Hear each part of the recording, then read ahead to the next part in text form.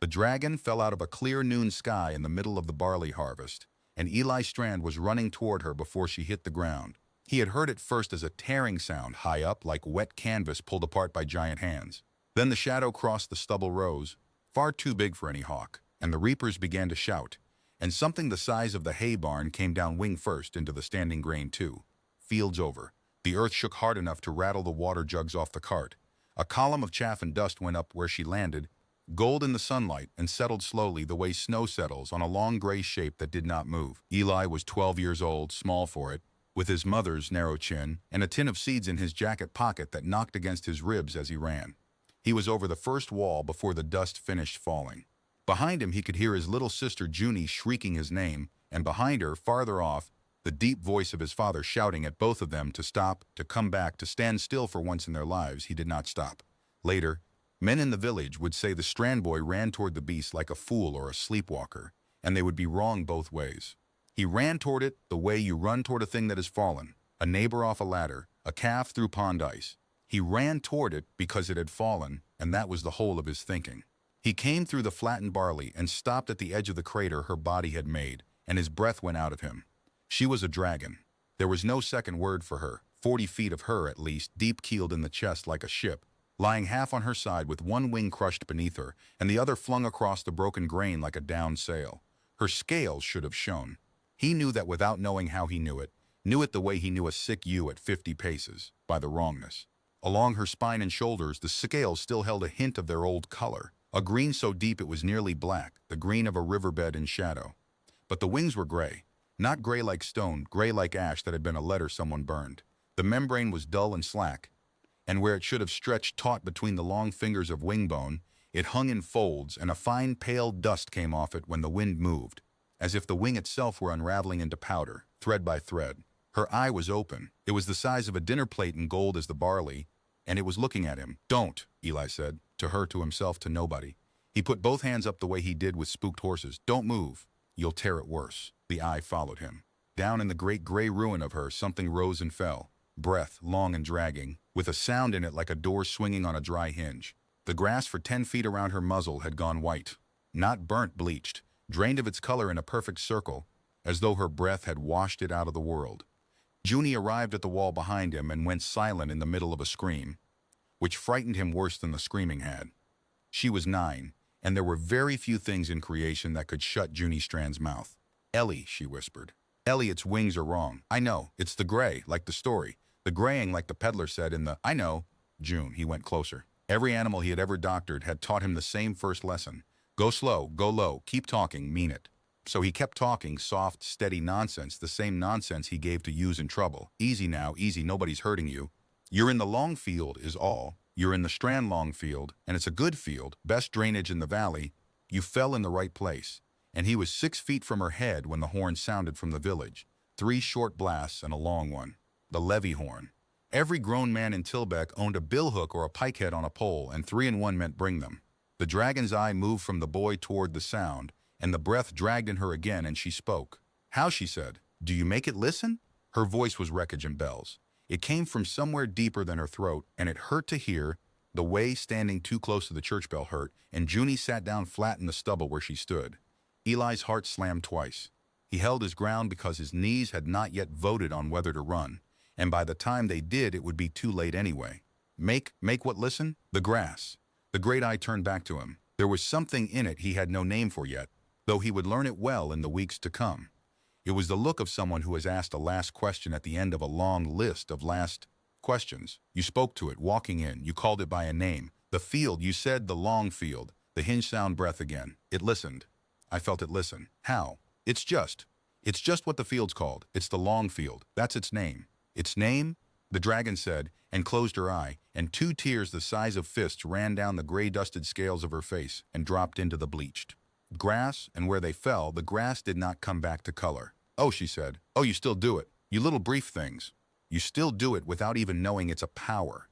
That was when the men came over the rise with the sun on their billhooks, 40 of them, his father in the front rank, and Hess Dunmore, the warden captain of Tilbeck Parish, out ahead on his raw-boned mare, already shouting. What Dunmore shouted was reasonable, which made it worse. There was gray on the thing's wings, and everyone in 3 valleys had heard the peddler tales by now, the rumors that came down with the wool buyers from the high country. That strange beasts had crossed the weather more and more this past year, and that they came gray, blighted, dusted with a wasting that ruined whatever it touched, and that the right thing, the merciful thing, the safe thing, was fire and burial in lime. Fast, before it spread to stock and field. Dunmore was not a cruel man. He had buried 2 children of his own in the bad winter, and Eli had seen him weep at the graves, and that was the trouble. Frightened decent men do the world's worst work because they do it with a clean conscience. "Strand!" Dunmore bellowed. "Get your boy away from it." Eli's father came over the wall calling Eli's name, and Eli, who had never in his life disobeyed his father in front of others, who fed the stock without being asked and got the gates without being told, turned around, planted his boots in the bleached circle of grass, and did not move. "She's hurt," he said. "It's blighted, boy. Look at the wings." She fell. His voice cracked in the middle, and he hated it and kept on anyway. "We don't burn things because they fell on us. She can hear you. She talks. Captain, she talks." A ripple went through the 40 men. Talking made it worse, Eli saw at once. Talking made it a devil instead of a beast. Hands shifted on halves. His father stopped a few feet away, big and dust-colored, a man built like a door, and looked past his son at the dragon's open golden eye, and something complicated happened in his face. Tom Strand had been a different man before the fever took his wife 3 winters back. The neighbors said so. Eli mostly could not remember the different man, but he saw a flicker of him now, saw his father look at a dying fallen thing, and flinch in the old way, the way you flinch when the world shows you its wound. "She'll not last the night, Hess," Tom Strand said slowly. "Look at the breath on her. There's no plague ever moved faster than a beast dies. Set your watch on the field if you want. Burn her after. A beat. Dead's dead either way, and I'll not have killing in my barley in front of my children." It was not mercy, quite. It was a farmer's arithmetic and a father's stubbornness and maybe 1 part the old flinch, and it bought the dragon a night. And Dunmore, who wanted more than anything for someone else to make the decision, took the trade. 40 men ringed the long field at sundown with torches and bills facing inward like a fence built of fear, and Eli Strand, who was supposed to be in bed, was lying along the top of the cold stone wall in the dark, watching the great gray shape in the trampled grain, when the dragon began very quietly to speak again. Not to him, to the sky. She was counting. He realized it slowly.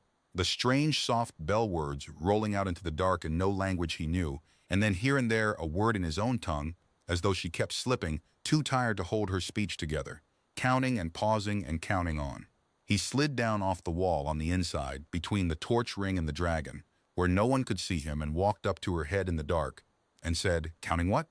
The eye opened. "Gold, even by starlight. The ones I can still remember," the dragon said. "When I cannot remember whether I have already counted one, I begin again. It passes the time it measures. There is a bitter joke in that, I think, but I am too old to find it. The ones, other dragons? There are no other dragons, little namer." She said it without weight, the way you say it rained Tuesday. "There is me, and behind the weather, in the world I fell out of, there are the sleepers who are stone, and do not count as company. I am what is left. I am the last, and as you can see, the ruined wings stirred, and ash-pale dust sifted down through the torchlight. I am going out, like a fire nobody feeds, going gray, going quiet, going out. I flew further than I have flown in 100 years, because I heard a sound I had forgotten the shape of, and I followed it past sense, and my wings finished unraveling over your valley. That is the whole story of how I came to ruin your harvest. The sound was a person naming things. The sound was you." The torches snapped and fluttered down the field. Out there Dunmore's men were singing low to keep their courage up. Eli stood in the bleached circle with his heart going like a rabbit, and did the thing that, more than any other single thing, decided everything that came after. He took out the tin. It was an old tobacco tin, rubbed bright at the corners, and it had been his mother's, and it rattled. Inside were seeds, apple pips mostly and damson stones, a few hazelnuts, 1 fat brown chestnut, and some barley corns from the year she died. Every one of them had a name. That was his mother's doing. Ada Strand, who had stood with him in the orchard when he was 5, and put a pip in his palm and said, "Name it, Eli." A seed grows better if it grows towards something, and everything grows better with a name on it.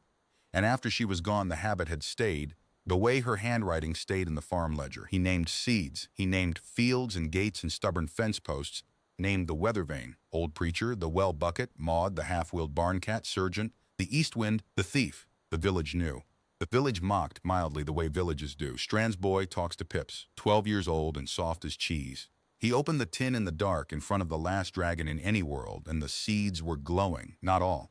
7 of them scattered among the dull, ordinary rest like coals and gravel, a faint, deep, pulsing orange gold, warm through his fingers when he touched them, each one beating very slightly out of time with the others, like 7 small, separate hearts.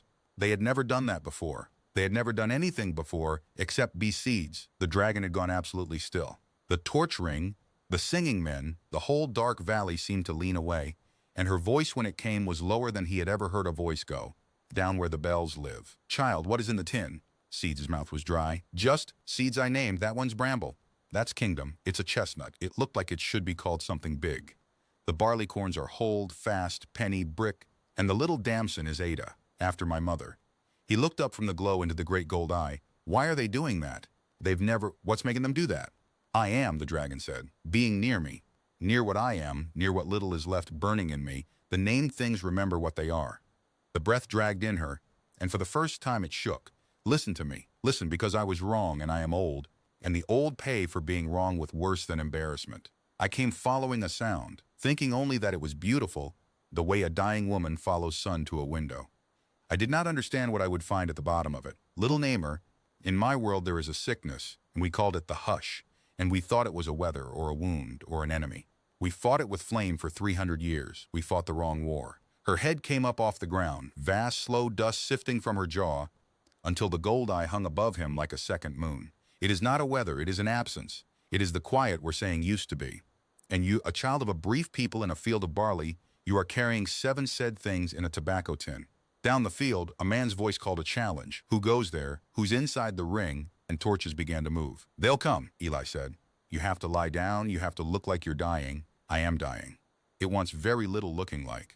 But the great head sank back to the ground, and the eye held him, and the dragon said, in a voice gone suddenly simple and bare, the voice of someone laying their last coin on a counter, "By morning the captain's nerve will fail and they will burn me. And that is no great matter, 1 gray wing more or less. But the tin in your pocket is the only lit thing I have seen in 100 years of going dark, and I do not have the right to ask for it, and I have no strength left to steal it, and so I will only tell you the truth and let it do what truth does. My world is going out, boy. 10,000 of my kind stand turned to stone in it because stone is what despair makes of us. There is a way fires are lit in my country, was a way, and we forgot it on purpose. We cut the word out of ourselves like a tongue. You still have it. You have it without knowing it is anything. You have had it since your mother put a pip in your hand." The torches were closer now, 3 of them, bobbing, men's low voices arguing about whether anything had moved. "What's your name?" Eli whispered. He didn't know why that, of all questions, came first out of the pile in his chest. "If names matter so much, what do I call you?" The silence that followed was worse than the bell voice. It went on so long the torches halved the distance. "That is the wound itself. Little Namer," the last dragon said at last, so quietly the wind nearly took it. "You have asked the exact question. We gave them up. Our names went first. We paid them away. Everyone oldest first, and I will tell you what we bought with them when you are not standing in a field, surrounded by frightened men with hooks. I have no name. There has been nothing in my world to call me by it for longer than your churchyard is old. I am only the last, the way a door is only shut." The torches found nothing. A fox took the blame. The men withdrew to the wall. And Eli Strand stood for a long time in the cold beside the mountain of her breathing, with 7 warm seeds knocking in his pocket like a second pulse, and understood with a clean, terrible, 12-year-old certainty that he was not going to let her die, not by hook, not by fire, and not by going quiet either. He had no plan and no permission, and no idea what the morning would do. He had a tin. It would have to be enough to start with. Morning came up gray and windless, and with it came Dunmore, and Dunmore had not slept. And a man who has not slept arrives at his worst idea convinced it is his best. He came to the Strand kitchen door with 4 men behind him and his hat in his hands, which was how Tilbeck men delivered bad news politely, and said the parish had talked it over, and the beast would be put to fire at noon, wind or no wind, harvest or no harvest, and the Strands would be compensated for the barley out of the levy fund, and he was sorry, Tom, he was truly sorry, but he had 40 households to think of, and a thing with the gray on it lying 2 fields from the well water.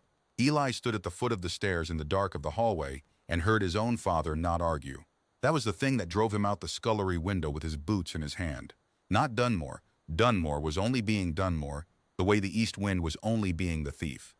It was the silence where his father's voice should have been. Tom Strand had bought the dragon one night with farmer's arithmetic, and the arithmetic had run out and the man who had flinched at a wounded thing in his barley stood in his own kitchen saying nothing while the noon fire was set for it. 3 winters ago, Eli's mother could have said one sentence and turned the whole room. But the people who can say the sentence are exactly the people the world cannot spare, and it takes them anyway, and the room stay turned wrong forever after. He crossed the home field at a dead run, went over both walls without feeling them, and dropped into the bleached circle where the dragon lay with frost on her gray wings like salt on a wreck. Noon, he panted. They're coming at noon with pitch and faggots. You have to fly. With these, the ruined wing did not even stir this time. The bell voice had burned down overnight. It was half ember now, half ash. Little namer. There is one flight left in me, perhaps, if I spend everything. One short, ugly, falling flight, and I had been lying here in the frost deciding what to buy with it. Now you have decided me. Come closer. I will show you what I have no right to show you, and then you will make a choice, and whichever way you make it, you will be making it for 2 worlds. That is an obscene weight to set on a child, and I am going to set it on you anyway, because the only other shoulders in this field are mine, and mine are finished.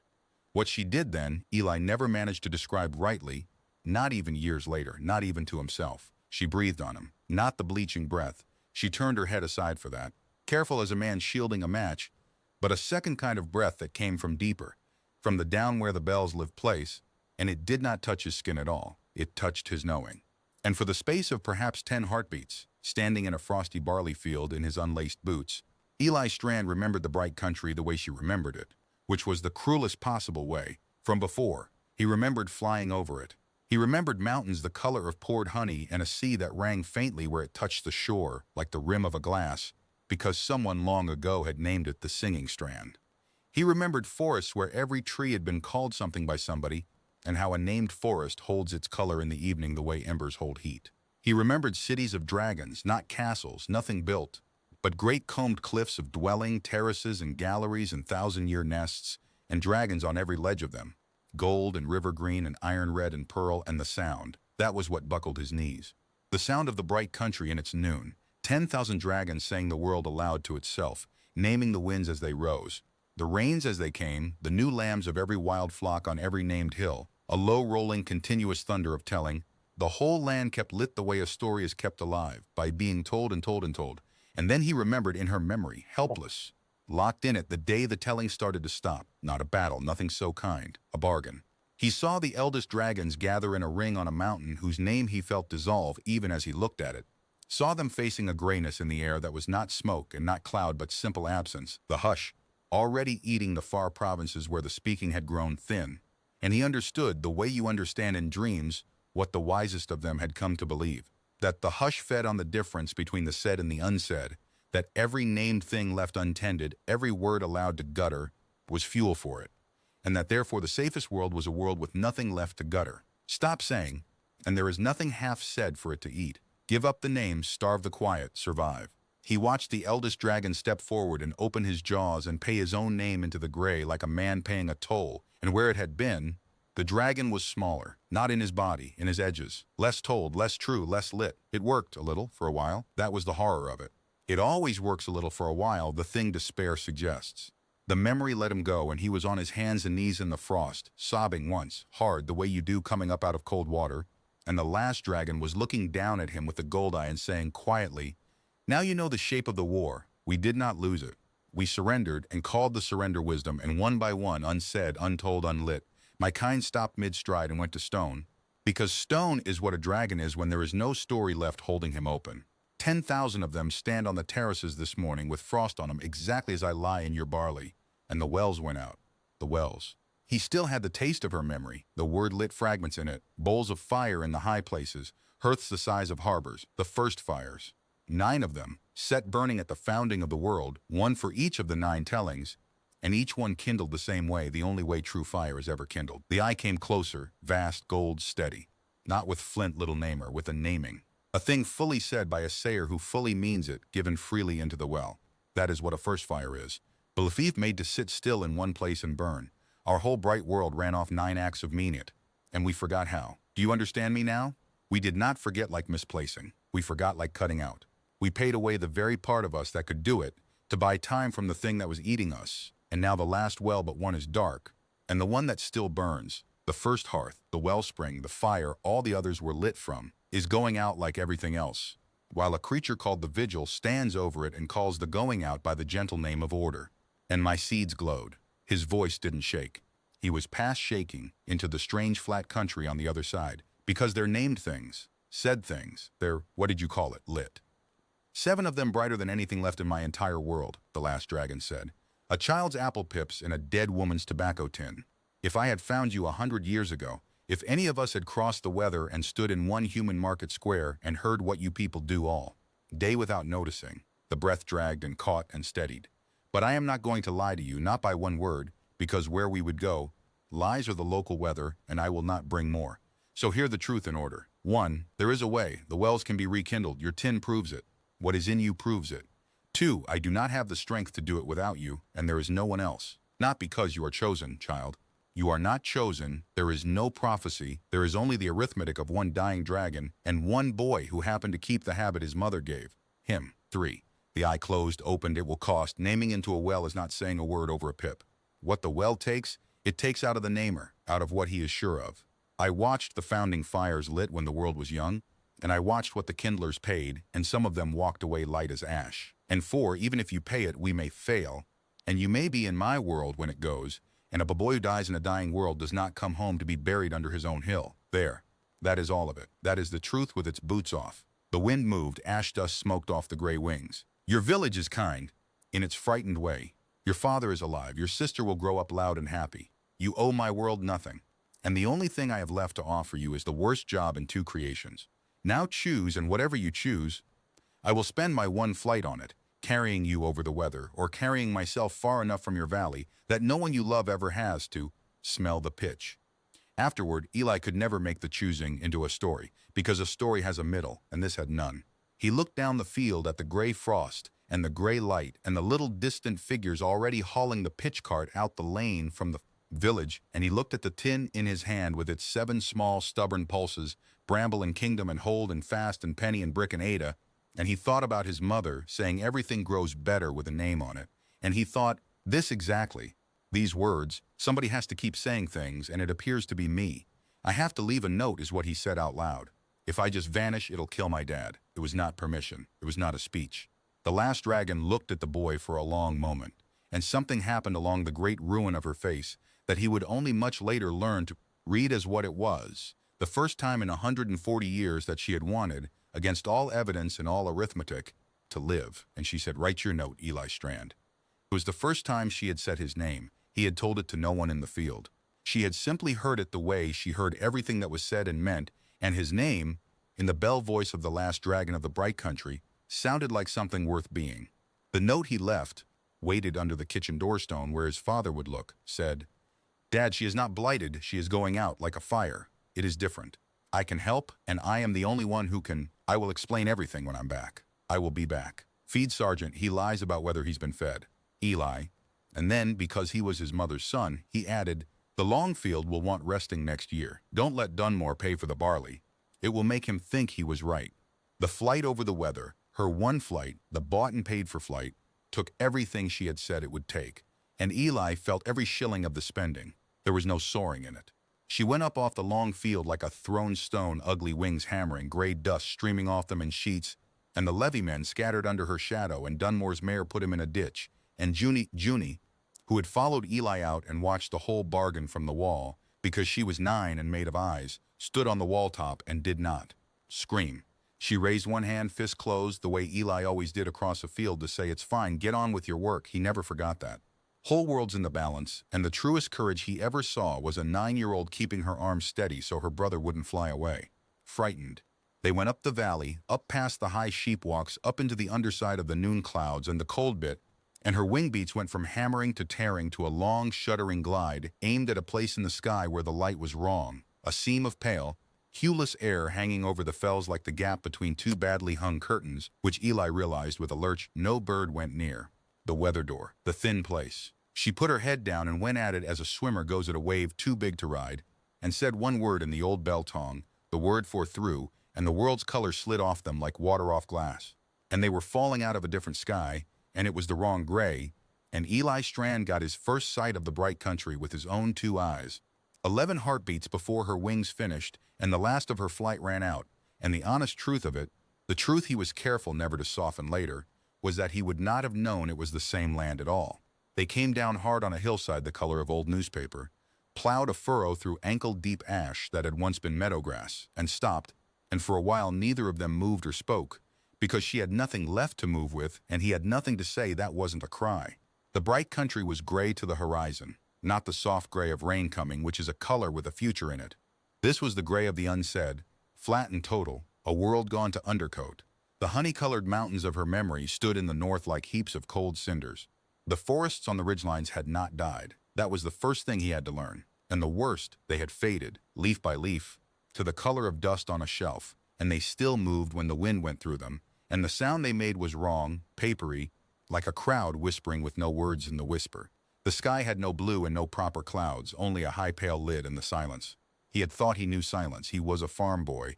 He had stood alone in winter fields at dusk. He had known nothing. This was silence with appetite. It lay on the land like a held breath that was never going to be let out, and within an hour of breathing it, he caught himself rationing his own words, hoarding them, as if speaking cost something, and then understood, with a chill down his backbone, that this was exactly how it had happened to the dragons. The hush did not gag you, it taught you thrift. Talk? The last dragon rasped from the furrow behind him. She had heard his thinking go quiet. He learned later she could always hear that, the way a sailor hears the wind change in his sleep. Whatever it costs here, silence costs more. Talk, little namer, name what you see. So he stood up in the ash of a strange world, a 12-year-old in a sheepskin jacket, and did the only work he had ever been any good at. That's a beechwood, he said. His voice fell into the gray air like a pebble down a dry well, or near enough to beach. That ridge line, that's a hog's back, we'd call it. Those are mountains. That's a river down there, or it was. I'd call it the slow. Look how it wanders. That up there is a buzzard. No, it isn't. It hung in the pale sky utterly still, not circling, a gray hung shape like a kite with no string, and he understood it had been hanging there a very long time, mid-soar, gone to stone in the air the way her people had gone to stone on their feet, and it would hang there forever unless somebody relit the sky it had been flying in. His throat closed. He named it anyway, because his mother's rule had no exceptions in it. That's a buzzard. He's called Patience. He's waiting on the wind to come back. Behind him, sounds he had never heard from her. The bell voice cracking on something that was half a laugh and half too old for tears. 140 years, the last dragon said, and the first new name spoken in the bright country is for a stone bird, from a boy who fell out of the weather an hour ago. Patience. Yes. Hold to that exact habit, Eli Strand. That habit precisely. That and nothing fancier, and we may yet do this thing. She could not fly, would never fly again. They both knew it. Though neither said it, the wings had given the last of themselves over Tilbeck. But she could walk in a vast, slow, shipwrecked way, and she knew the road. All the old roads of the bright country ran well to well, she told him, the way human roads run well to well. No settlement ever stood far from a first fire, because the fires were not warmth, they were weather. A lit well pushed the hush back over the whole province it anchored, pushed it back the way a hearth pushes back a cold house, not by walls, but by simply being lit. 9 wells, 9 provinces, 9 tellings. 8 stood dark, and the road to the 9th, the wellspring, the first hearth, the fire all the others had been kindled from, sunk in its crater at the top of the world's spine, ran straight through 3 of the dead ones. Through, she said, is the only way. The provinces between the dead wells belong to the hush entire, and I have not the flame left to shield you across one of them, let alone 3. So we do not cross the dark, we light it as we go. 3 wells between us and the wellspring, the well of growing things, 2 days north, in the valley we called the Green Telling. Then the well of the waters, in the drowned terraces at Veld. Then the well of the dead, and never mind that one until we must. Light each, rest in its lit shadow, walk on. 3 seeds, 3 names, 3, she stopped. 3 of whatever it cost me, Eli said. You can say it, I came anyway, didn't I? 3 of whatever it costs you, the last dragon agreed, low. And I will tell you the other thing now in the open, so it is never a surprise between us. Every well we light will be heard. The hush is not a wolf, it does not hunt, it has no haste, but it moves toward saying the way cold moves toward heat. It is the law of its nature. Each fire we set calls it down on the next stretch of our road. We will be walking into weather of our own making, and it will get worse the better we do. There will be a night, I can read it from here like a farmer reading a red sky, when everything in you says that lighting the next one is madness, because of what lighting the last one brought. Remember on that night that you heard it from me on the first day, in daylight, and it was the plan. The Valley of the Green Telling took 2 days to reach, and they were the strangest 2 days of Eli's life to that point, and the education of him. He learned the shape of her stride, and where to walk so the ash she raised didn't choke him, in the lee of her left foreleg, in the moving harbor of her shadow.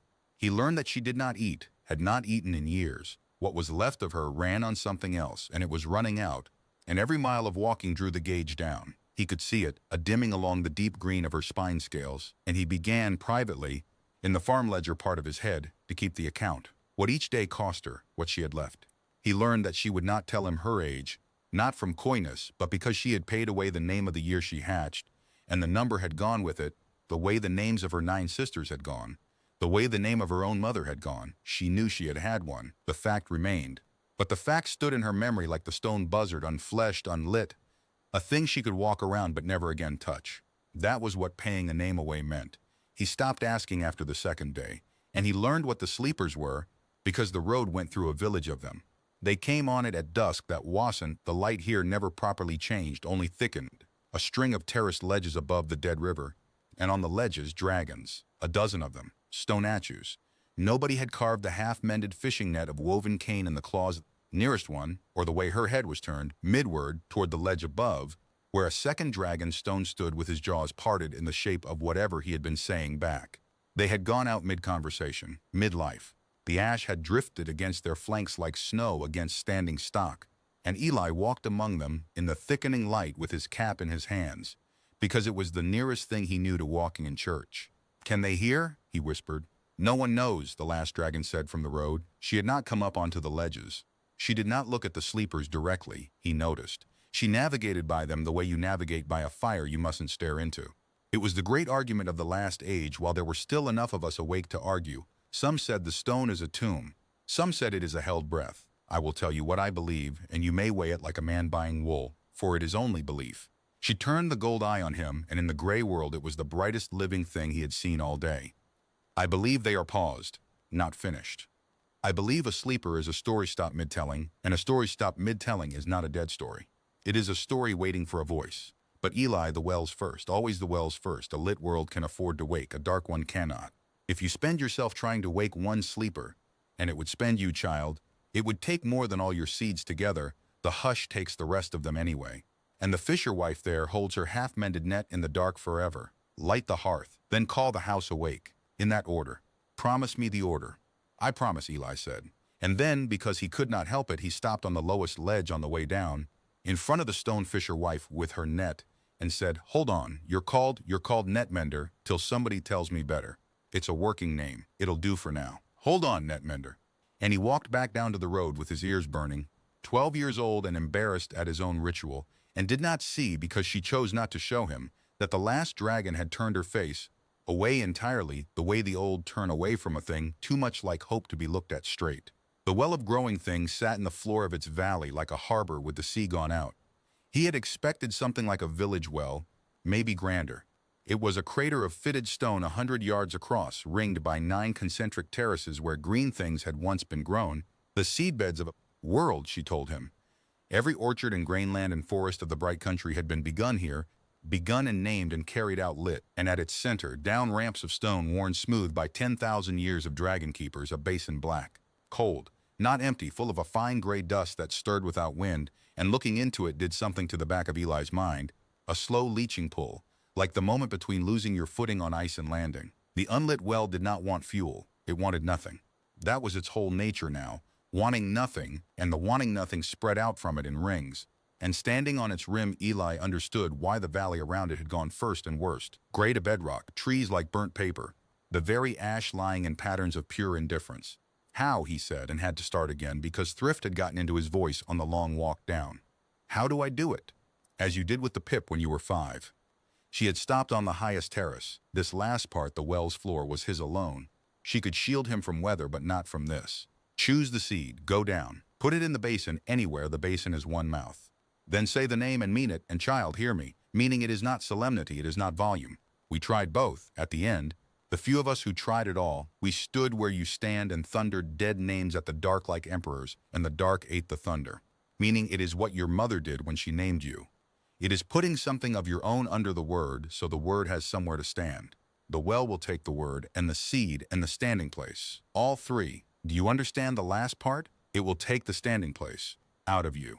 and neither you nor I can say which footing it will choose. Eli took out the tin and opened it, and the 7 glows beat against the gray valley like 7 heartbeats in a morgue, and he chose Bramble, the apple pip, the oldest, the first seed his mother had ever folded his fingers around, and went down the ramps alone. The basin's cold reached for him the last 10 steps, not as temperature, as discouragement. A flat, dry, voiceless certainty pressed gently against his face like a hand, that none of this mattered, that words were noise, that noise ended, that ash was the truthful state of things and color a brief fever, and that a sensible boy would lie down.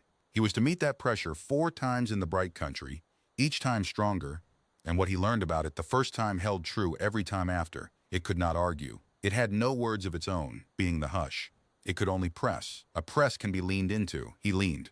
He walked the last steps shaking like a colt and knelt at the rim of the basin and pressed the pip of an English apple 2 knuckles deep into the dust of a foreign world's first fire.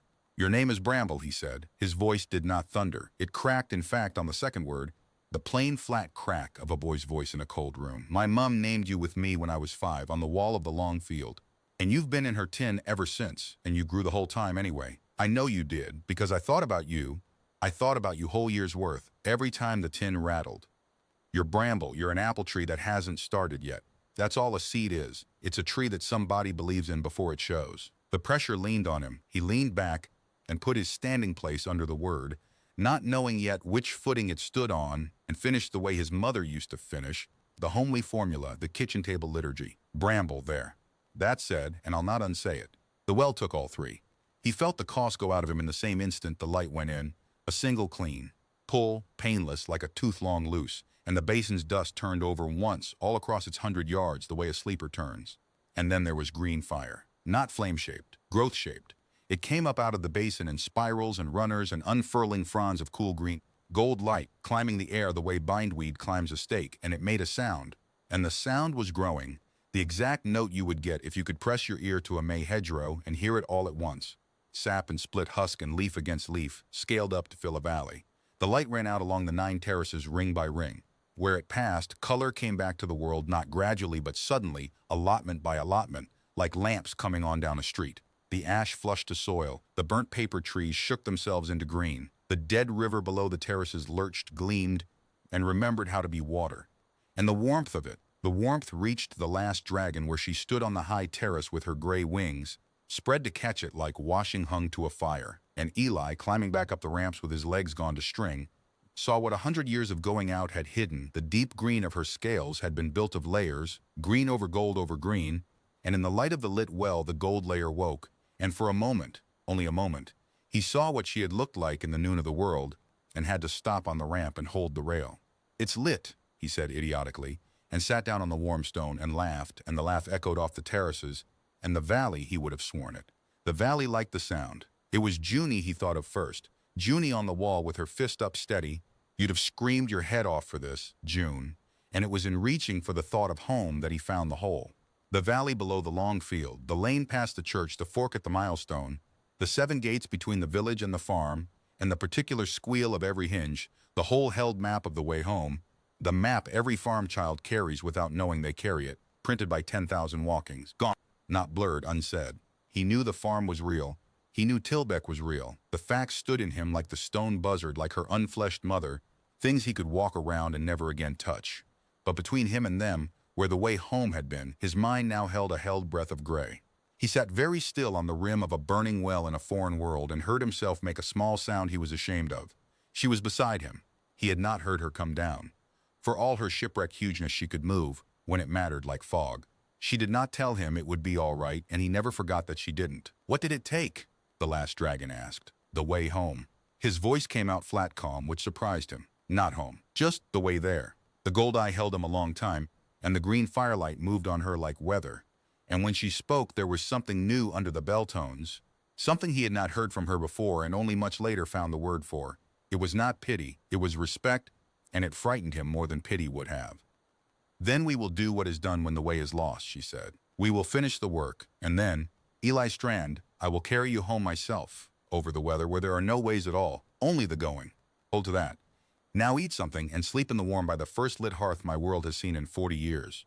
Tomorrow we walk north, and I am afraid the road north has heard us." The road north had heard them, and so had something else. He came on the second morning out of the green telling, dropping out of the pale lid of the sky on wings that still worked. The first flying thing Eli had seen aloft in this world, and Eli's heart leapt stupidly at the sight before he saw the color of him. The newcomer was a dragon perhaps a third the size of the last, lean as a whip, and he was gray. Not blight gray, chosen gray. His scales had the dull, even slate of a thing deliberately unpolished, and across his brow and down both shoulders ran rows of fine chiseled scarring, neat as ledger lines, and the last made a sound low in her keel when she read them. "Tally marks," she said to Eli, not lowering her voice at all. "He has been counting the wells as they go out, cutting the count into himself. He serves the vigil." The gray dragon landed on the road ahead of them with the neatness of a crow on a fence, folded his working wings, and looked past the last dragon of his own kind as if she were scenery, fixing instead on Eli, and Eli, meeting that gaze, had the strangest sensation of being inventoried, not hated filed. "It is lit, then," the gray one said. His voice was young, and flat the way the basin's pull had been flat. "The green telling. We felt it at the wellspring, the keeper felt it in the capstones. I am sent to see what lit it, and I am looking at it, and I do not believe what I am looking at. A human cub. The last of the aldermost, dragging a human cub up the spine road, spending her final flame on shielding it, so it can set fires that call the hush down on provinces that had achieved quiet. The slate head tipped, the tally scars caught the gray light. I am called Sol. I gave that name freely to the quiet, and the keeper gave me a working designation instead, which I lend you for convenience. I am sent with a message. Will you have it standing in the road, or will you pretend hospitality first?" "Say your message, tally keeper," the last said. "It is short." And it was. And Eli remembered it word for word the rest of his life. The way you remember the first time an adult tells you, calmly and with good manner, that your hope is a category error. The keeper of the wellspring says the world is dying. This is not a tragedy. It is a completion. Everything that is said is eventually unsaid, everything lit, unlit. The bright country burned loud for 10,000 years, and now it is being allowed to bank its own coals with dignity. The sleepers feel nothing. The dark wells are at peace. There is one mercy left for our kind, and it is order, that the last fire go out attended, tended and on schedule, not squandered in spasms of relapse. You are burning the bandage and calling it dawn. Every well you light, the hush must answer. You are not saving provinces. You are ringing the dinner bell over them. And when your seeds and your certainties are spent, the keeper knows what wells cost, boy, better than that old wreck has told you. The hush will take back everything you lit, plus the two of you, and the schedule will simply resume, several griefs heavier. Therefore, stop. Turn back. The keeper offers the cub safe passage home over the weather while the last can still be spared. To carry him. It is, all arithmetic considered, the kindest offer left in this world. The gray dragon refolded his wings with a small, dry snap. I am instructed to wait for an answer. The terrible thing, the thing Eli could never make people understand afterward, when the whole tale had flattened into legend in Tilbeck and the gray ones had become villains in it, was how reasonable it was. Standing in the ash with the warm green light of his one-lit valley dying away behind the hills, Eli felt the message land on him exactly where Dunmore's noonfire decision had landed. Frightened, decent arithmetic, done by someone who had buried too much. He looked at Sol's neat, terrible tally scars and thought, he counted his friends. That's what that is. He's been keeping the ledger of everything he loved, the way I keep the gauge on her spine scales, and one day the ledger was all he had left, so he joined the side of the ledger. The last said nothing. Eli understood later, much later, that she had refused the argument with the vigil decades before and lost it every time because despair holds all the evidence in a dying world, and she would not put the answer on her own shoulders again.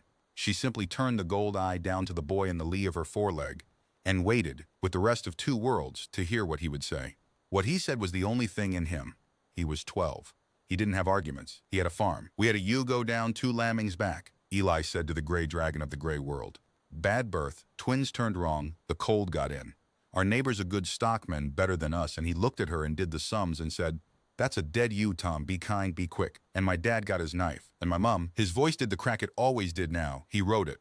He had learned that the crack was load-bearing, that the basin and its servants had no answer to a voice that broke and went on anyway. My mom sat down in the muck and the blood and put the ewe's head in her lap, and she said no. Not because the sums were wrong. They weren't wrong. Mister, they're never wrong. She just said no anyway, and she stayed saying it, all night, all the next day, lamb watch and milk fever, and the lot.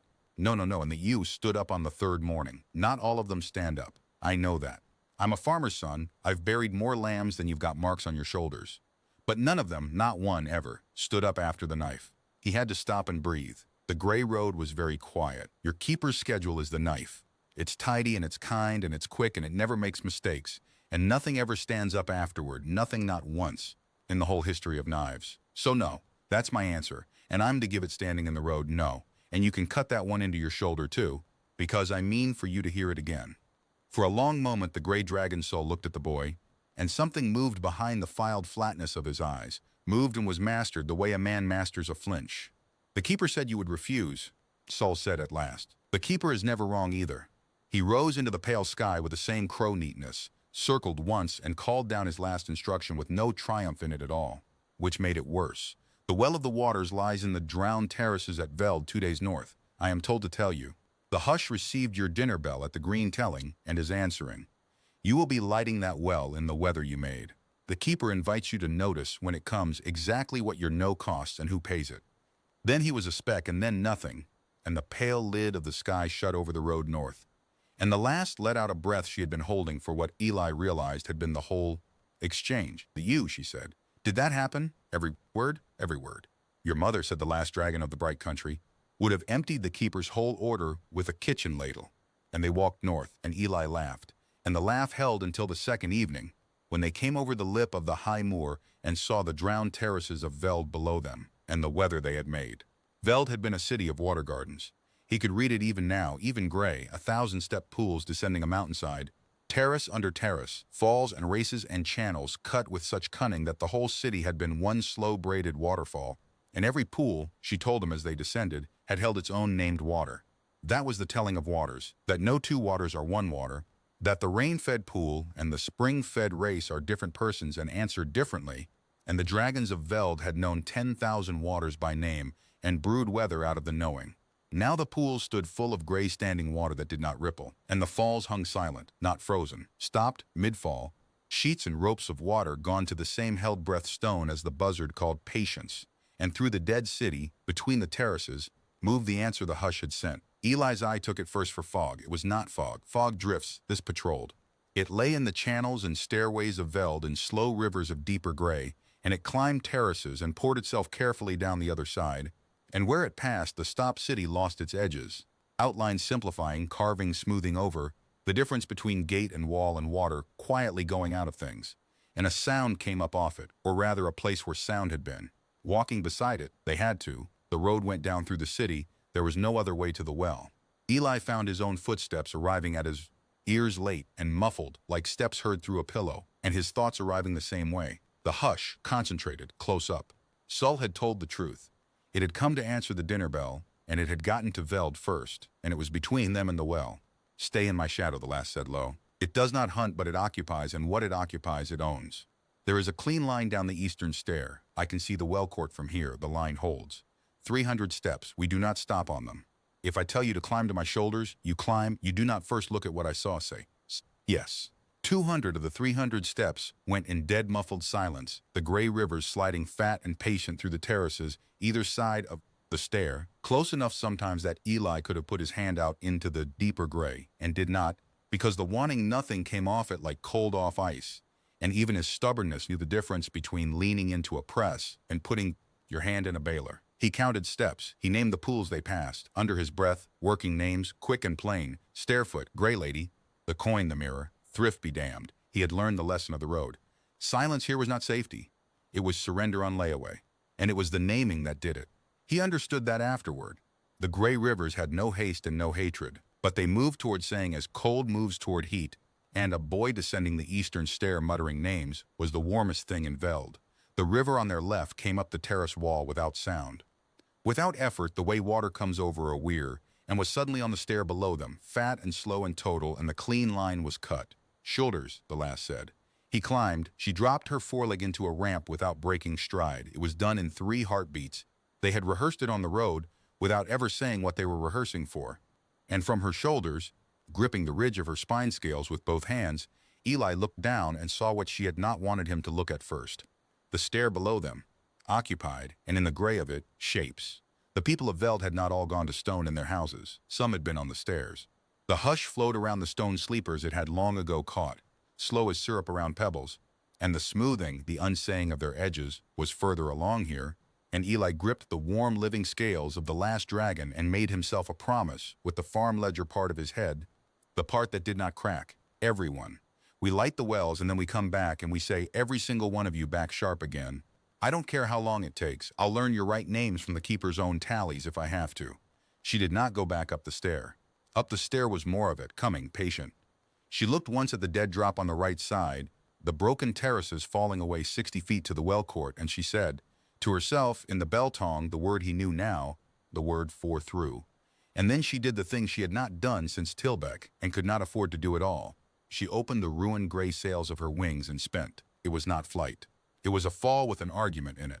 The wings could not carry her. They could only object, hammering twice on the dead air, tearing. He heard the membrane tear, felt the lurch of it in her shoulders under his hands, turning a death drop into a landing that took the stone of the well court like a shipwreck, taking a beach, sliding, furrowing, fetching up against the rimstones of the well of the waters in a long groan of scale on granite. Eli was thrown clear at the last, the world spun barley gold and gray. He came up sitting on cold stone with his ears ringing in the sudden total muffle, 10 feet from the black basin of the second well, and turned and saw her down. Not dead, down. There is a way stock goes down that a farm child reads at a glance, and it said, "This one does not get up the same afterward, if she gets up at all." The wings lay wrong. The deep green of her spine had dimmed 2 more shades. The gauge. The ledger in his head was crying numbers at him, and from the stair above, with no haste whatsoever, the gray river was beginning to pour itself down toward the court they were in. "Light it," the last said from the ground.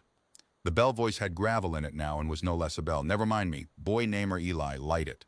The well throws the hush back over the whole province. "It is the only shelter on this mountain, and you are standing on its rim. Light it now." He had the tin out, kneeling at the basin before he knew he had moved. 6 glows. His hands were steady, and that was wrong. He noticed it the way you notice weather. Hands shouldn't be steady now. And he chose mahogany, barley corn the year his mother died. The harvest she never saw weighed in and pressed it into the dust that wanted nothing, with the gray pouring slow down the last terraces 50 feet, 40. "Your name is Penny," he said, cracked fast plain. "You came off the long field the bad autumn. Mum sowed you and didn't reap you. And we put you in the tin so the year wouldn't be only the year she died. It'd be the year the barley came good too, because it did. It came 9-fold. She'd have stood in the gate about it for a week. You're Penny. You're the proof a year can be 2 things at once." The press of the basin leaned on him like a sea. He leaned back with everything. 30 feet. He put his standing place under the word, without knowing which footing the well would choose, and finished the kitchen liturgy through his teeth. "Penny. There. That's said, and I'll not unsay it." The well of the waters took all 3, word, seed, standing place, and lit, blue silver. It came up out of the basin not as spirals this time, but as rain falling upward, a slow torrent of cool, bright drops climbing into the pale sky and breaking there into rings, and the sound it made was every water he had ever heard agreeing with each other. Beck and gutter and mill race and the sea he'd met once, age 7, at Whitlow. And the stopped falls of Veld shuddered, gleamed, and came down all at once, 1,000 terraces of held water released mid-fall, the whole mountainside remembering thunder. The gray river on the stairs went back. Not fled, it had no fear to flee with. It was simply unwritten off the terraces ring by ring as the lit water's voice rolled up the city, pushed back over the province like a tide going out, and the pools came up jewel-colored, and somewhere high in the wet, bright air, the first freed waterfall caught what light there was and hung a pale, battered scrap of rainbow over the drowned city of Veld, the first in 40 years. Eli Strand did not see it. He was sitting on the rim of the lit well with his hands over his face.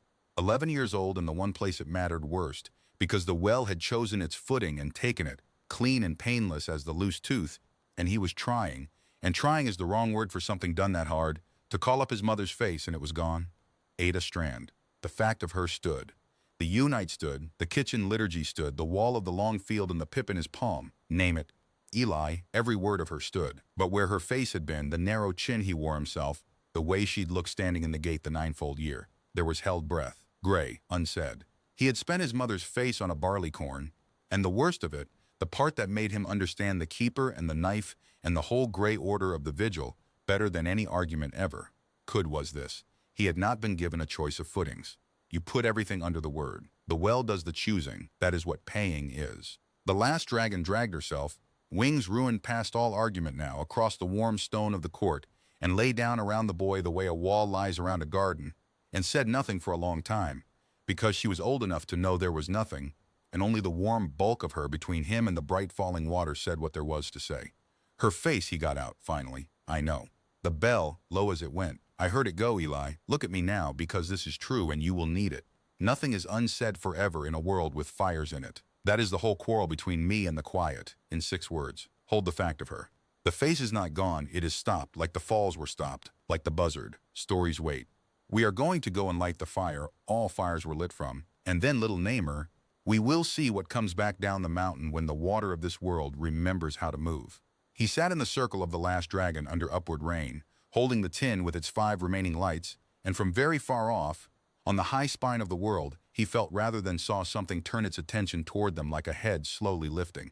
The wellspring, the capped first hearth, and its keeper, who was never wrong, noticing that the answer had come back twice now, and was still walking north. The road from Veld to the Well of the Dead climbed for 4 days, and they were the days that taught Eli the second trait of his journey, the one nobody had warned him was coming.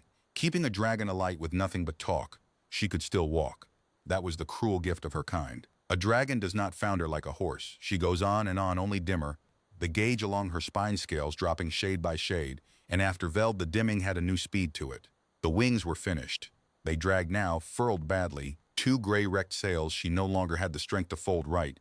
And on the second morning, Eli stood on a boulder with his sleeves rolled and spent 2 hours doing what he could not have explained to a single soul in Tilbeck, grooming the last dragon of another world like a show pony. He worked the ash and grit out from under the wing roots where it had packed, into the torn membrane. He found, along her left shoulder, a row of scales lifted and cracked from the shipwreck landing, and he set each one back flat with his thumbs, the way you'd set a lifted fingernail, and bound the worst of them down with strips off the hem of his shirt, and where his hands worked, this was the thing he could not explain. The scales warmed. The green woke under the gray, exactly the width of a boy's 2 hands, wherever a boy's 2 hands were busy and meant it. You're doing it again, she rumbled. Half asleep on the cold hillside, the gold eyes shut. Doing what? Saying me. The eye stayed shut. But the hinge breath had something in it that was almost a laugh. Not in words. With your hands, it is all one act, little Namer. The word, the work, the meaning it. You are the most profligate creature I have ever met. You cannot pass a broken thing without spending on it. 40 years I rationed myself like a miser dying over his last candle stub. And the candle answer was a boy who never learned arithmetic at all. I keep the gauge on you, Eli said, pressing the last scale flat. Every day, morning and night, that's arithmetic. The eye opened then, gold as the barley, and looked at him a long, quiet moment over the gray miles. I know you do, the last dragon said. It is the first time in 100 years anyone has counted me, and I find the audit very warm. Now climb down off my shoulder before you fall, and tell me the names of everything on this hill, because the climb gets cruel from here, and I mean to walk it on your voice. So that was how they went up the spine of the world. A wrecked green gold mountain of a creature putting one vast foot in front of the other, and beside her in the lee of her foreleg a small boy in a torn shirt naming things at the top of his lungs. He named the boulders, the parson, the loaf, old trouble. He named the thin gray becks they crossed and promised them all rainbow when the water came back. He named the winds, there were 3 on that climb, and he could tell them apart by the 3rd day.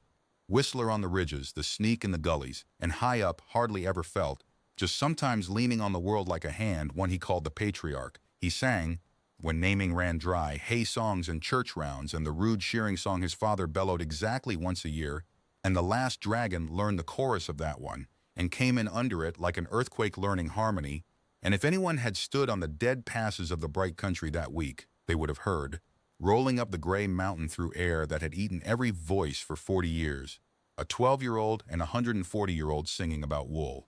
And it worked. That was the outrage of it, she told him later. That was the whole shame and glory of what her people had missed. It worked. The gauge held. 40 years of silent thrift had bought her decline. 4 days of a boy's squandered voice bought her the highest pass in the world.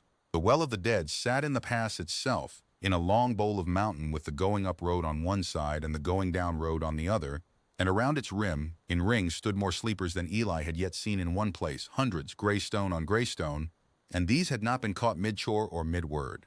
They were arranged. They faced the dark basin in ordered circles, heads bowed, wings folded in formal sweeps, and the ash lay on them thick and unbroken, and Eli walked down between their ranks with his cap in his hands and understood before she said it.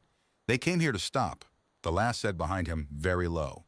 When the despair took them, when their last names were paid and the stone came climbing up their hearts, the ones who felt it coming walked here, to the telling of the dead, so their stopping would at least stand somewhere that had once known what to do with grief. This was the well of remembering, Eli. Every dragon that ever died was set here, set back to the world, every year at the kindling feast, so that death would only ever take the body and never the story. It was the warmest fire of the 9. It went out first. The hinge breath, long and dragging. Of course it went out first. It had the most names to lose. The basin here pulled harder than either well before it, wanting nothing concentrated, 40 years deep. Fed on the richest fuel there was, and Eli stood at its rim with the tin open and his 5 lights beating, and found for the first time that he was afraid of the choosing. He knew by now how the wells priced things. The well of growing things had taken away. The well of the waters had taken a face. The well of the dead would take, he chose hold. Barley, corn, the bad autumn. The seed his mother had folded into the tin last of all, 3 weeks before the fever, saying, "This one's hold, Eli," because that's the whole of farming and most of the rest of it, too. He knelt in the ash between the bowed stone ranks of a dead world's mourners and pressed it into the dust. "Your name is Hold," he said, and the crack in his voice came early this time, and he wrote it the whole way. "My mum named you when she already had the cough. I worked that out after. She knew what was coming, and she went round the farm naming things anyway. You on purpose. Hold. It's what she did.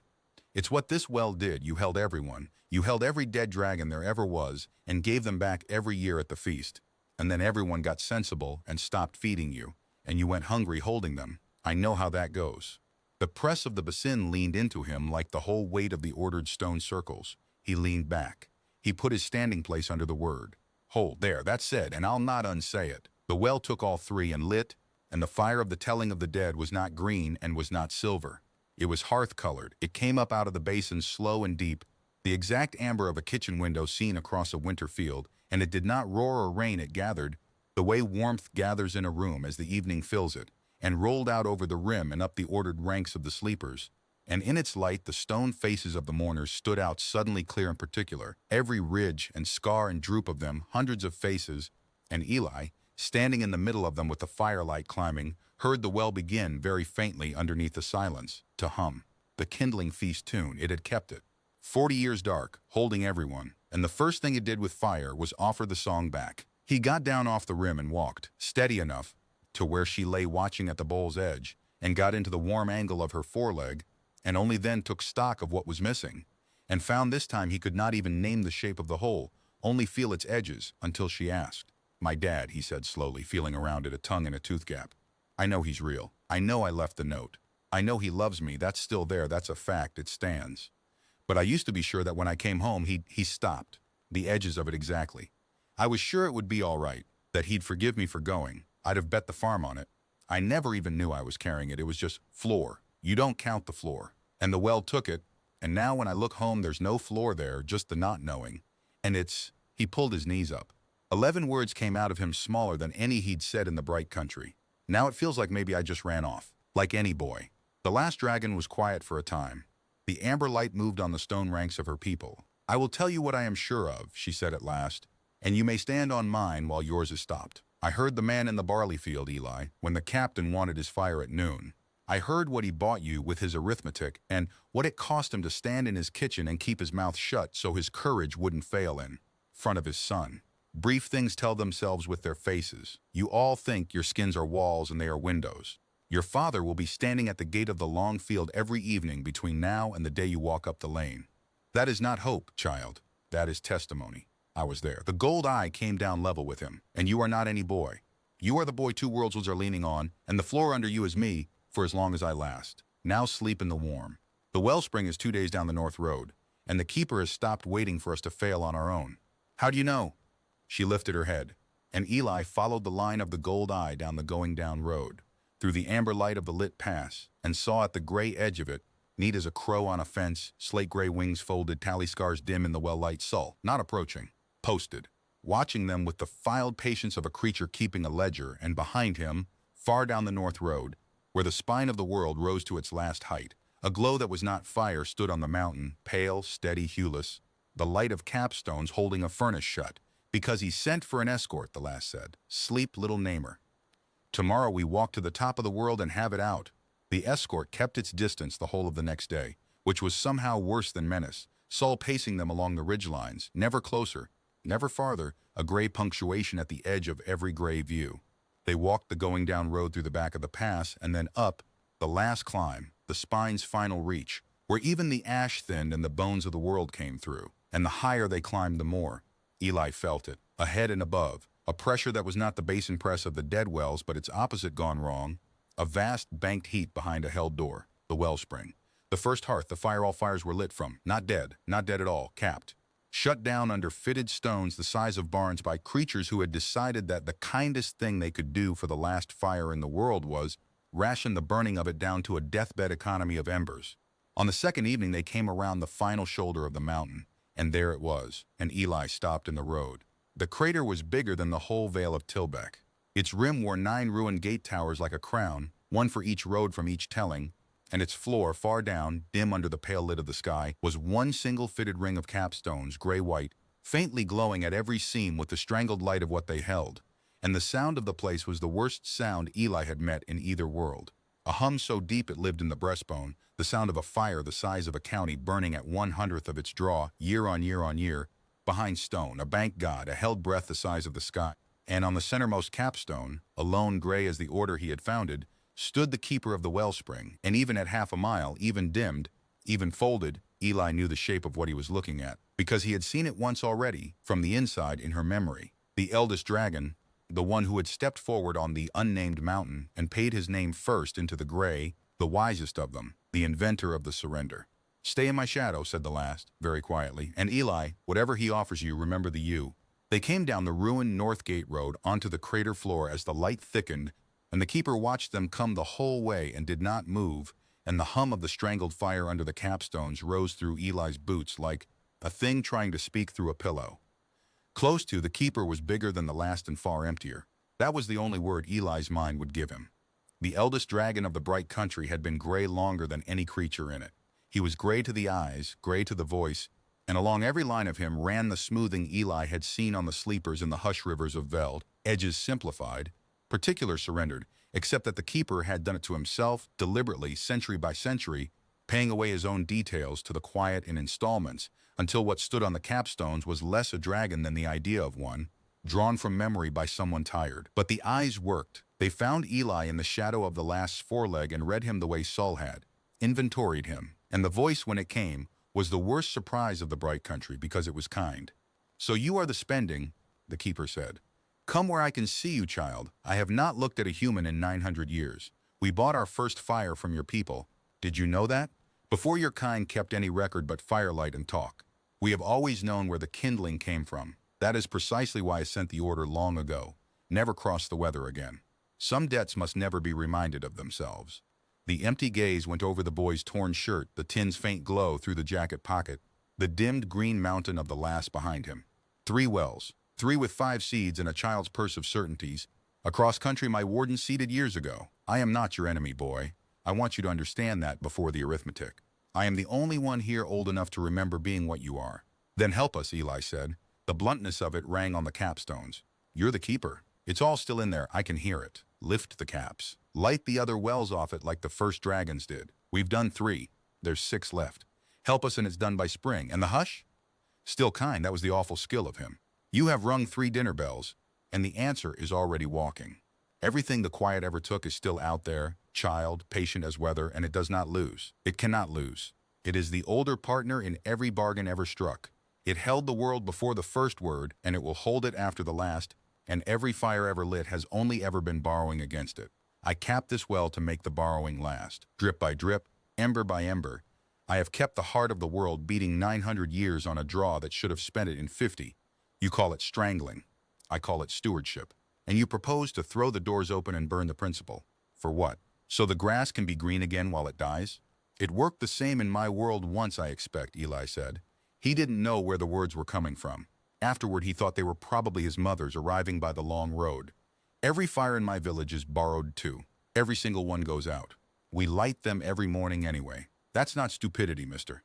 That's what mornings are for." Something crossed the keeper's emptiness then, quick, mastered, gone, and Eli saw, with a lurch, that it was the same flicker he had seen in Saul on the road, and is his own father in the barley.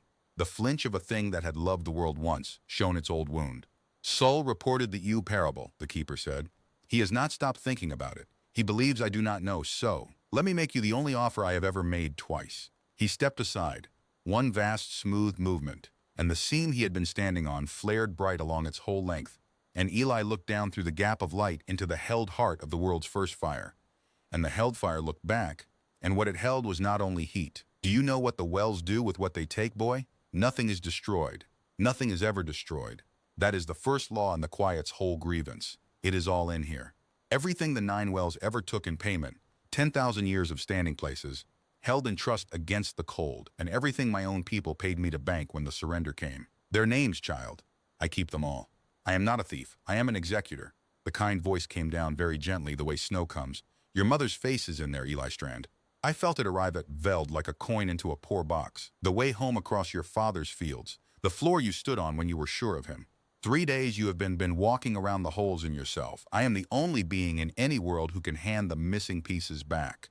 Here is the offer. Take them. Take them, and the lass carries you home over the weather while she still can, and you grow up whole, on a farm, in a world with mornings, and you leave my world to bank its coals in the order I have kept for 9 centuries.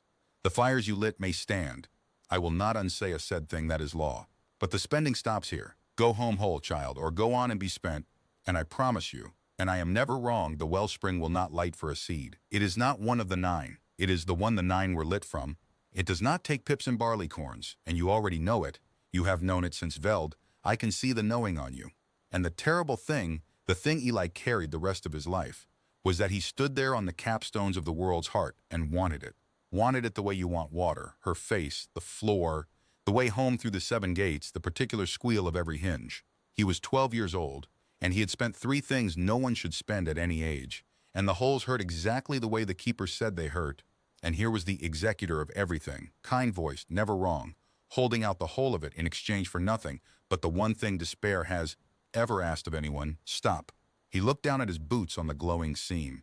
He looked at the tin's light through his pocket. He thought of the yew, and the knife that is never wrong, and nothing not once in the whole history of knives. What did the first humans give, Eli said. The crater went very still. Even the hum seemed to lean in. When your people borrowed the first fire off us, Eli went on slowly, working it out loud the way he worked stuck gates. Before records, you said we had nothing. No wells, no seeds worth anything. We barely had words. What did we pay with that lit a fire this size? Because I'll tell you what I think, mister. I think I know what it was, because I've got it in my pocket and you've got it nowhere in that whole bank of yours.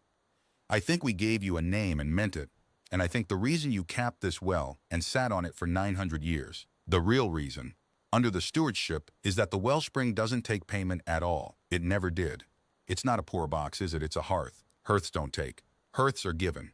He looked up from his boots into the vast empty eyes of the eldest thing alive. It needs a gift, a name made new for something that hasn't got one, with everything the giver has behind it, not taken out of him like a tooth, put in, by hand, on purpose. That's why none of you could do it after the surrender. It's not that you forgot how to name. You forgot how to give. You'd all gone gray exactly here. He put his fist on his own chest, and a gift from a gray heart is just a payment with manners. Silence on the crater floor, vast and ringing. Behind him he heard the last breath stop, heard 140 years of bell voice go. Absolutely still, and from the gate tower shadows where he had posted himself, Saul took 1 step forward, gray wings half lifting, the filed eyes wide open for the first time, fixed on the boy like a creature watching the answer walk and wearing a torn shirt.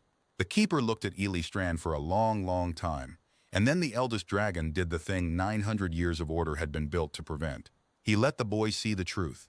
Yes, the keeper said. The kindness in the voice had cracked clean through, and what was under it was so old and so tired that Eli's eyes stung. Yes, that is the shape of it, Namer. The wellspring is a hearth, and a hearth is fed by gift, and the last gift this world had in it went into the grave before your grandfather's grandfather was named. Do you imagine I never tried? I stood where you stand with my own name in my jaws, the last name in the world, mine banked, the only coin big enough, and twice I tried. Twice. A gift with 1 finger kept on it as a payment, and the well knows, and 900 years I have stood on these stones, keeping the heart of the world beating, because I could not do the one thing that would let it live and could not lie down while it died. You want the caps open? You think you have a gift in you with no fingers kept on it, here, at the top of the world, after everything the road took out of you? The great smooth head came down, level with the boy, and the last of the kindness fell away, and what was left was naked. 9 centuries of a creature begging to be wrong. Show me, he turned, and spoke one vast gray word in the old bell tongue, the word for open. And across the floor of the crater, seam by seam, league by league, The capstones of the wellspring unlocked. They did not fly apart. They opened the way a water lily opens, ponderous, fitted, hinging back in petals of stone the size of barns, and up out of the open heart of the world came the held breath of 10,000 years. Not flame yet, the fire itself lay far down, banked and strangled and waiting, but the breath of it, the stored warmth of every standing place ever paid, and riding the warmth, faint and vast, a sound Eli knew from one borrowed memory, the noon of the bright country, 10,000 voices saying the world aloud, held under stone since the surrender like a feast day shut in a cellar, and the last walked past him into it.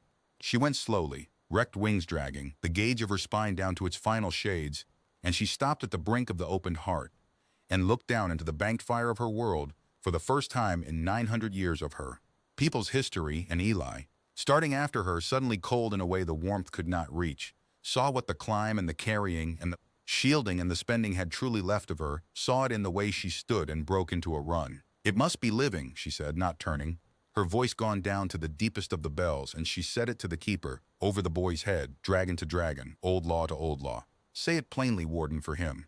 The gift that lights the first hearth, a name made new, given whole to a nameless living thing. There is one nameless living thing on this mountain. No, Eli said. There has been one nameless living thing in this world, the lass said. For 140 years, no.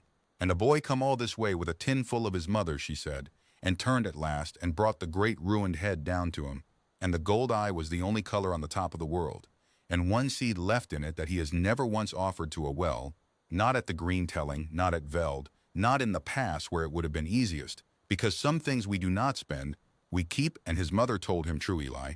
She told him the whole law of it standing on a wall when he was 5 years old, and the wells have only ever been teaching him what she meant. Everything grows better with a name on it. The hinge breath, slow, almost easy now. I am not afraid. Hear that and believe it, because you have never once lied to me, and I will not start owing you. I have been going out for 100 years with no one to say me.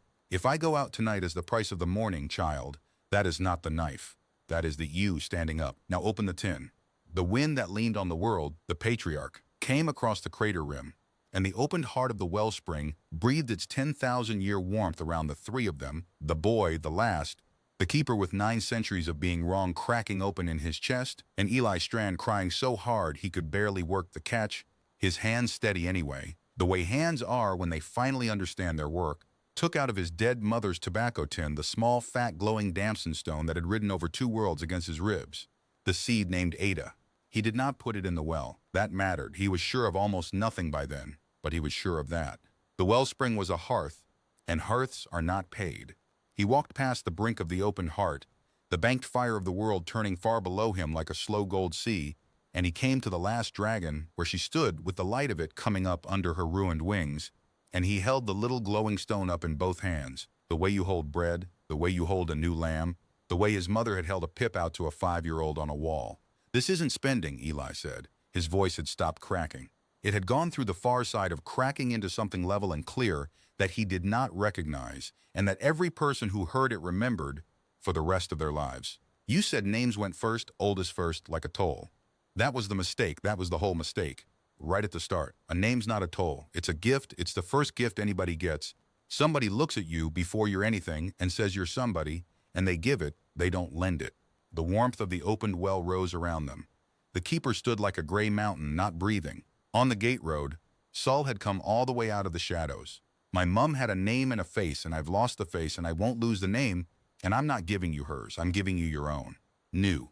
Never said before in any world, but it's got hers inside it, and mine, and the field you fell in, because that's what names are for, so the story has somewhere to live. He lifted the seed, and the seed was beating like a heart, and he gave the last dragon of the bright country her name. Ada Strand. Ada for my mother, who named things so they'd grow. Strand for my field where you stopped going out and started coming back, and it means the shore too. My mum told me that, the place where the sea ends and the land starts anyway. That's you. You're where the going out ended. Ada Strand. And he put everything under it. Not because the well took it. Because a gift with one finger kept on it is a payment, and he was his mother's son, and he opened his whole hand, the farm, the tin, the gauge he'd kept on her spine scales, Junie's steady fist on the wall, the long field, the 7 gates he could no longer find, the floor he could no longer stand on, the face he could no longer see, and last of all, riding out on the breath of the 2 words, the way a seed rides the wind, every certainty he had left, down to the deepest one, The floor under all floors, the quiet, sure knowledge that he was Eli Strand of Tilbeck who named things. He gave it, he gave the giver, he meant it all the way down, and the kitchen liturgy came out of him with his whole life inside it there. That said, and I'll not unsay it, and the world lit, he did not see it. That has to be said plainly, the way he always said it plainly, on the few evenings he could be got to speak of it at all. The boy who relit the bright country never saw the bright country relight. The last thing he knew was the gold of her eye going wide, and the damson stone leaping out of his open hands into her breast like a spark returning up a chimney, and then he was empty, and the emptiness was total, and Eli Strand went out like a candle on the rim of the world's first fire. What happened in the next hour he had from witnesses, and the witnesses were dragons, and dragons do not exaggerate. That is a human art. The name went into her and through her, and down through her feet into the opened heart of the wellspring, and the banked fire of 10,000 years stood up. It came up out of the crater in one silent column that turned the pale lid of the sky gold from horizon to horizon, and the hum that had lived in the breastbone of the mountain became a peal, the first hearth ringing like the bell it had always been, and the fire that all fires were lit from spoke outward along the 9 ruined gate roads and rivers of light, looking for its children. It found the well of the dead in the high pass, and the amber hearth fire there leapt to meet it. It found Veld, and the upward rain turned gold. It found the green telling. And then it went on, out across the gray provinces, out to the 6 dark wells nobody had reached, the well of winds and the well of stone, and the singing strand and all the rest, and it lit them from the inside the way the first dragons had lit them at the founding. And the hush, the patient, total, undefeated partner of all things, met fire that was not borrowing this time, met a given fire, fed at the root by a whole life handed over with the hand open, and the hush did what quiet does when a house fills up with voices. It thinned. It went back. It folded itself away into the natural silences of the world, into the pause between words, the held breath before song, the hush at the top of the sky that even bright worlds keep, which is to say it went home, because that is all it had ever been, grown monstrous on a world surrendering. And the sleepers woke. That was the hour the witnesses could not speak of evenly, even years on, even dragons. Stone cracked on 10,000 terraces like a spring river breaking. The fisher wife of the ledges finished mending her net of woven cane and looked up to ask her neighbor what she'd been saying, and her neighbor, jaws still parted around a word 40 years stopped, finished saying it. The ordered ranks at the well of the dead lifted their bowed heads into amber light, and found the kindling feast already humming under them, and joined it, 100 strong, the grief of a world finally allowed to finish becoming what grief is for. High over the crater, a buzzard named Patience dropped off the dead air, found the wind reborn under his wings, and remembered the rest of his soar. Color ran the length of the bright country like the tide coming back up an estuary, and dragons woke gold and river green and iron red and pearl on every ledge of every terrace city, midward, mid-stride, midlife. 10,000 stories stopped mid-telling and now told on, and every one of them, waking, heard the same 2 new words still ringing down the gate roads with the fire that woke them, and asked what they meant, and was answered. Adistrand, the last, the shore, the place where the going out ended. She was none of those things in that hour. She was a dragon at the full noon of her flame for the first time in a century, the gold layer woken for good, the wings and the given fire, knitting whole the way the falls of Veld had come unstopped, because nothing is unsaid forever in a world with fires in it, and she was bent over a small empty boy lying on the rimstones, and she was doing the thing her people had forgotten and one human family had kept alive in a tobacco tin, she told him. The witnesses say the whole crater went quiet for it. The keeper with his 900 years standing broken open and remade, Saul with his ledger of griefs forgotten in his head, the first wake sleepers landing on the gate towers in their new colors, 10,000 years of dragon-kind learning, in silence, from a creature 140 years old bent over a boy of 12, what the brief things had known all along. She put her head down to his emptiness and she said him, Eli Strand of Tilbeck, the long field and the noise it made losing him. A tin, and every seed in it by name, and the woman who started the tin, Ada Strand, the Unite, the gate where she stood the 9-fold year. And here the witnesses swear the fire itself leaned in, and gave back out of its 10,000 years of holdings 1 paid coin, unasked, the way a hearth throws light on whoever sits near it, so that when the telling reached his mother, the telling had her face in it. She said Junie's fist, steady on the wall. She said his father's windowskin, and the testimony of the barley field. She said the boulders, the parson, the loaf, old trouble. She said the 3 winds. She said the shearing song. And 1,000 dragons new waked on the towers, heard the last dragon of the old world sing a human chorus about wool over an empty child. and learn and join it, voice by voice, gold and green and iron red and pearl, until the rim of the first hearth rang with it. And the story did what stories do when enough of the living put their whole weight on them. It held, and the boy came back into it like a man walking up his own lane in the dark, by heart. Eli opened his eyes on the top of a golden world, with his head against the warm breast scale of a dragon whose name he had made, and the first thing he said, "The witnesses agree on this too," and could not explain it, and no human who ever heard it needed it explained, was I could see her face. "I know," said Adastran. "I put it back. Your people's habit, Namer. Everything grows better." They flew home on the third day. Flew. Her wings drew their first true flight in a century over a country burning green and gold below them, wells alight from spine to sea, the air thick with new-waked wings, learning the wind's new names, and the keeper came to the north gate to see them away. He was still gray. 900 years is 900 years. But the smoothing had stopped, and at the gate, in front of witnesses, the eldest dragon bent his head to a human child and asked with the terrible humility of the very old, whether the Namer might one day come back and do for him what had been done for the last. "When you are grown, and your hand is steadier even than now, there is no hurry left in this world, and I have a great deal of tending to be sorry for first." And Sull of the tally scars, who had carried the schedule's messages and thought about a U the whole way, stood at the gate with the first well-keepers of the new age mustering behind him, and said only, "The count is different now. I'll keep it just as carefully," and Eli understood that some accounts are not closed, only turned to a new page, and shook the great gray claw like a neighbor at market. She put him down in the long field at evening, in the stubble, in the exact bleached circle where she had fallen. It had stayed pale all that while, and from that year grew the greenest grass on the farm, and the strands never plowed it again, and the door of the farmhouse banged open before her. Wings had folded, and what came out of it first was not his father.